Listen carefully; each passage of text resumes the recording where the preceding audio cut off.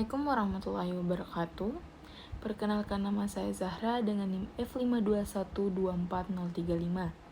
Jadi pada video kali ini saya akan menjelaskan tentang relasi antar himpunan mahasiswa dan himpunan proyek, serta bagaimana konsep relasi ini dapat diterapkan dalam basis data. Nah, di mana di sini ada soalnya.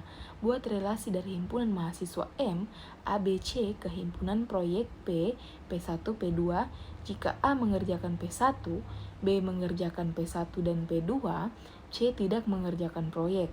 Nah, representasikan relasi tersebut dalam bentuk daftar pasangan terurut, buat matrik relasinya, dan tentukan apakah relasi tersebut bersifat reflektif, simetris, dan transitif.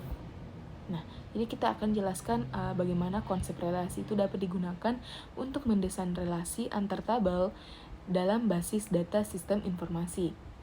Nah, diketahui dua himpunan, yaitu himpunan mahasiswa M yang berisi A, B, dan C, serta himpunan proyek P yang berisi P1 dan P2.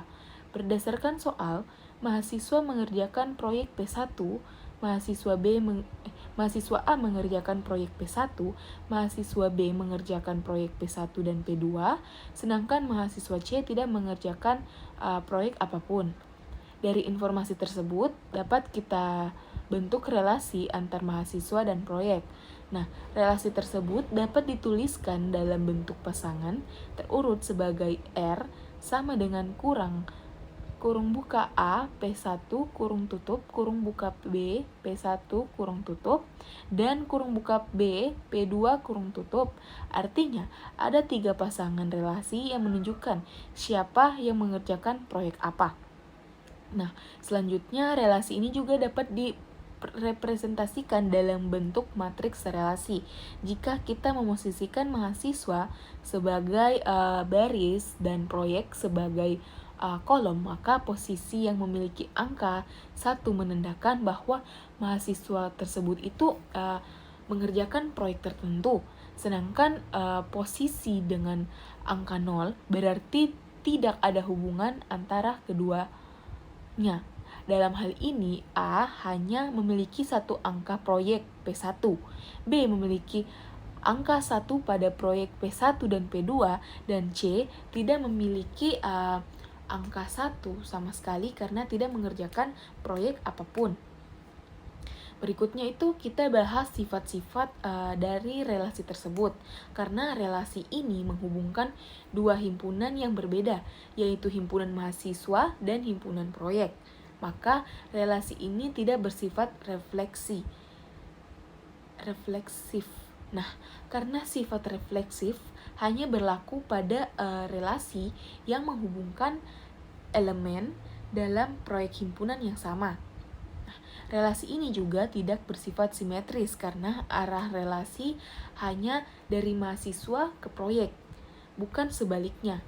Begitupun juga relasi ini tidak bersifat transitif. Kenapa? Karena tidak ada hubungan berantai antara elemen di dalam himpunan mahasiswa itu sendiri. Nah, selanjutnya kita lihat bagaimana konsep relasi digunakan dalam basis data.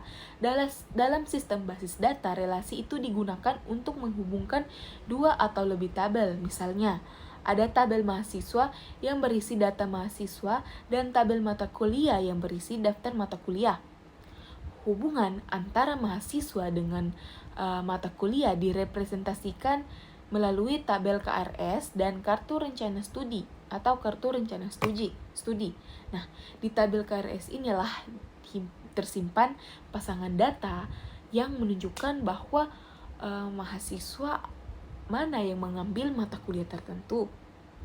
Nah, dengan cara ini, konsep relasi membantu sistem basis data untuk menghubungkan informasi dari berbagai tabel secara terstruktur.